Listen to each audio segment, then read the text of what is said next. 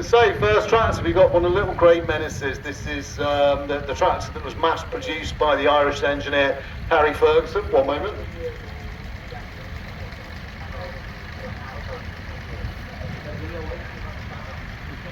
Right, okay folks. Okay, oh it's Mr. Dibble. Hello. Okay, number 5, yeah, so this is what became known as the Little Grey Menace. This is actually a slightly later Ferguson T20. This is actually the TEF20, Tractor England. F stood for fuel. This is actually a 4-cylinder diesel engine in this Little Grey Menace. I refer to it as a Grey Menace because that's what they were known as, because there were so many of them produced. They were mass produced for the tractor. And they were the pioneers really of the small compact tractor that Ferguson designed his own implements as well. So on the back of the little Ferguson T20 going round, he's got a topper on the back there, owned by Mr. Dibble. Okay, second up, I told you there were a number of these Little Grey Menaces.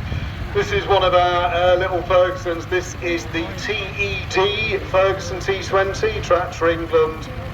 Most people think the D would stand for diesel, but it doesn't. This is actually a petrol TVO model.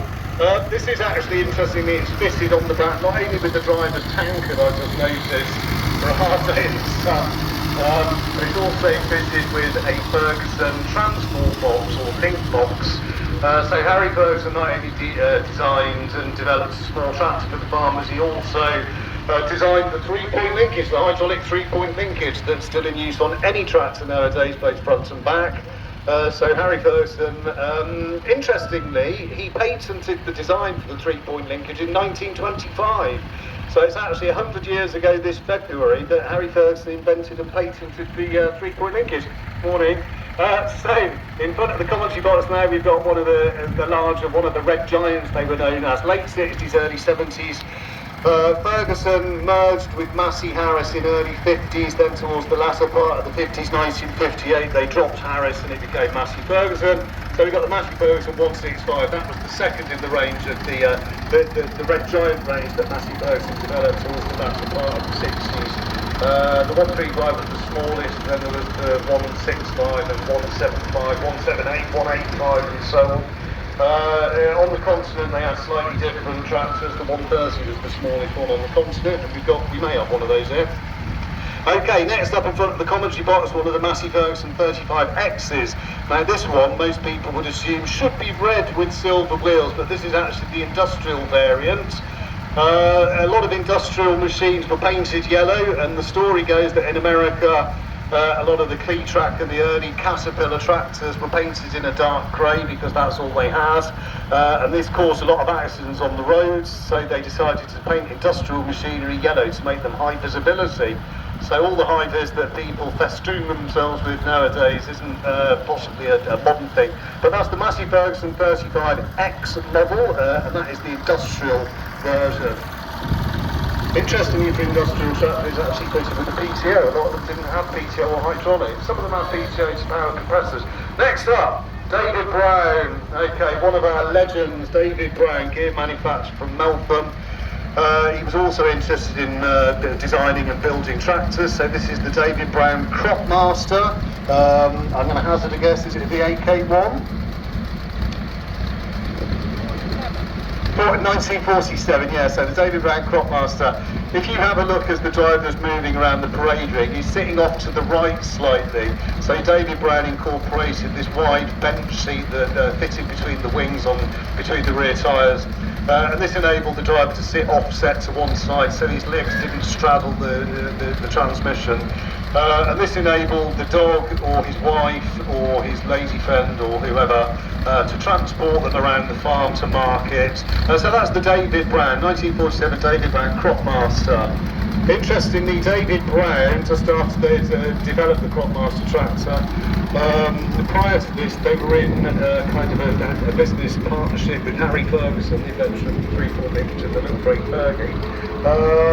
Because David Brown and Harry Ferguson had a bit of a falling out, David Brown carried on with tractor production, but they had to introduce their own slightly odd 3-point linkage system on the back of the tractor. And they couldn't actually use the traditional 3-point because it would have infringed copyright. Anyway, Mr. Malcolm Williams, hello Malcolm, doing a bit of dung spreading. There's not going to be many nutrients left here. So this is the Massey Ferguson 135. This was one of the smaller Red Giant tractors that Massey Ferguson produced during the latter part of the 1960s. This, lovely to see, we've actually got a Massey Ferguson rear discharge dung spreader.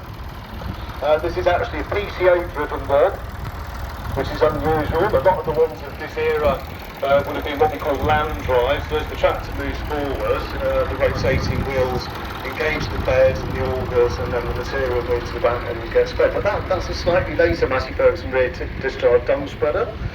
And amazing, really, agricultural machinery, how things go around in full fashion. Nowadays, we use huge, big bunning rear discharge dung spreaders with vertical augers and slurry doors and all this business.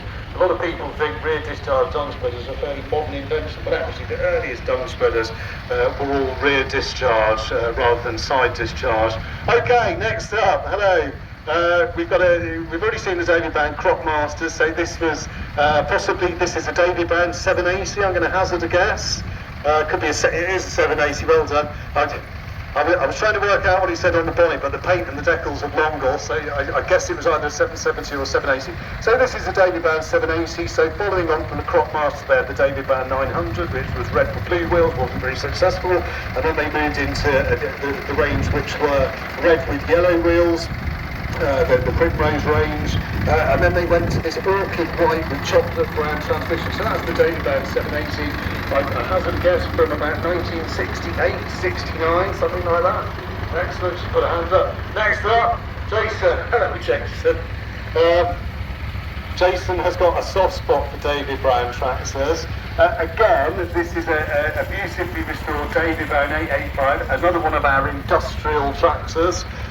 This is with a safety frame for the driver, obviously from the London Borough of Hillingdon. I'm guessing, Jason, that's all where it came from, yeah? Excellent. So yeah, lovely restoration. Again, I've already told you why industrial tractors were painted yellow, so they're a bit more visible. These tractors were fitted as standard with power steering. A lot of them had front brakes as well as rear brakes. So there were one or two modifications for them to become what we called industrial spec. Rather than agricultural spec. A lot of these industrial tractors would have been fitted with what we call yard tyres or grassland tyres, so they wouldn't have those deep cleats on the rear tyres for traction in muddy fields. Anyway, I waffle on. Hello, Mr. Peppard. Another one of our Massey Ferguson 135s, by Mr. Peppard, a beautiful restoration. A lot of people look at these and they assume that they once had a cab fitted. So the very early Massey Ferguson 135s were fitted with what we call shell fenders on the back. So they're like the early flat, almost like clamshells, I suppose, fenders. And then they moved towards the latter part of the 1960s into the flat top fenders, which not all of them were fitted with cabs. So yeah, 1917. Oh, hello, Mr. Lusker, all the way from the English Riviera. Okay, so the first of our Fords that's coming round. So this is. This is a Fortson E27 PC. Sorry, I had to look past the headlight there. I was looking for the orifices. The Fortson and the Fortson Standard used to have little orifices there for the spark plugs, but I'm digressing, folks. Sorry about that. Phil's not in here to keep me on track. What has he done? So this, actually, the Fortson E27, following the Fortson N or the Fortson Standard's massive success through the late part of the 70s into the early part of the 1940s up until just after the Second World War, Fortson realised that they needed to change their models a little bit to keep up with Massey Harris that were beginning to dominate. Yeah, carry on.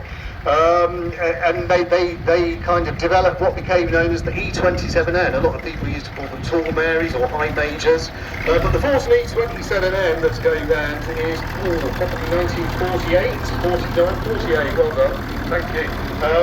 Okay, so 48. And this was actually the first six-cylinder diesel tractor in production.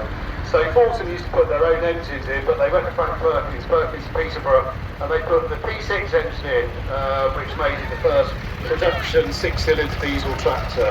Oh, little Ford, Ford 4000. Is that a Ford 4000 that just slipped past? I suspect it is it? Yeah, well done. Yeah, you went past at such a great rate of knots, so there's nothing on the bonnet anyway. Yeah, so Ford 4000. So the Ford and the Fortson, actually, they're all all from the Ford family. Okay, so Ford couldn't use his name when he was producing tractors in the early part of the 20th century because somebody else was making. Hello, Chops. Somebody else was making Ford tractors, so he had to use Fortum, which is Ford and Son.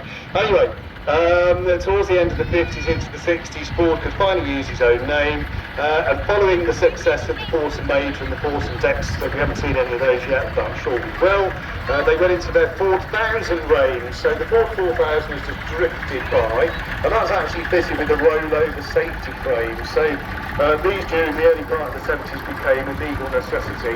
So Matt has just zoomed past on his Massey Ferguson 35 fitted with transport box with the benefit for passengers. Okay, so that's another one of our Massey Fergusons. You will see a lot of Massey Fergusons here, because Massey Fergusons were very, very popular. They did dominate the kind of tractor market.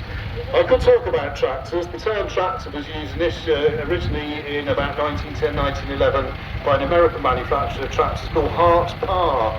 Prior to Hart Parr calling them tractors, Slick, this is for your education, they were known as gasoline traction engines.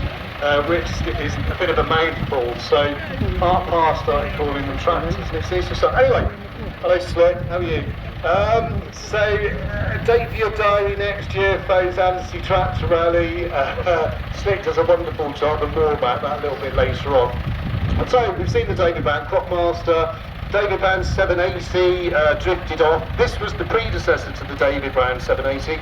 This is the David Brown 850 Implematic. They did it. Carry on. They're Implematic, and then they changed to Selectomatic. So Implematic refers to the fact that you can put all different sorts of implements on the back. That's the David Brown 850. They did the 950 as well. That's lovely restoration. Again, if you look at the back of that one, the 3-point link is the hydraulic lift system. Isn't quite like the original.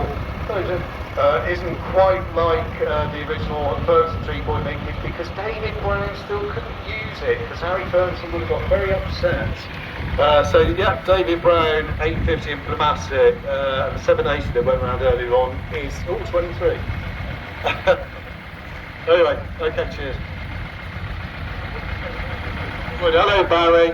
Understand. Okay, so the first of our carnival tractors.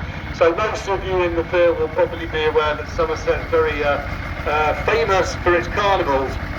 So back in the day, a lot of carnival clubs used the Fortum Major. So another one of Henry Ford's Bravesars. This is the Fortum Major E1A, following on from the Fortum E27 that we've seen before. This is an E1A Major. This is actually fitted with a 6-cylinder lorry engine turbocharged, some description. Newmarket Carnival Club that originally owned this tractor used it to pull their carnival cars, painted it in this livery, the green and white. Originally as a tractor, as a farm tractor, would have been blue with orange wheels. But Newmarket did agree. But that's one of the original carnival tractors. One of my tractors in the working section, a Fortum Major, that's got a 6-cylinder engine in. That's another Carnival Club tractor. That was known. Bags upside down. We had this conversation. Oh, I kicked something on the floor. Let me pick that up a minute. Okay, we had a conversation about the Union flag last night. We're not sure if this is upside down, I don't know. So it's the Union flag. They were only called Union Jack if they're on a ship. Anyway, we digress. So Massey Ferguson 35 in what we call off-farm condition. This is a narrow model, thank you. Okay, so this would have seen use in vineyards and orchards and places like that. Many orchard tractors would have had an under-swept exhaust. They wouldn't have a vertical silencer like that one has, because it would get in all the branches. But yeah, this is quite a narrow tractor. I have got a couple of narrow ones which came from France, which were specifically designed for use in vineyards in France. So who doesn't like a little bit of vino on a nice warm day like this, especially a nice chilled Chardonnay. Anyway, so yeah. Massey Ferguson didn't originally do their own narrow conversions. They left it up to companies such as Reiki that were based in Scotland that actually kind of cut the trumpets, the rear axle trumpets, and made the whole machine a lot narrower for working in kind of horticultural applications, as well as, like I say, vineyards and orchards and things like that.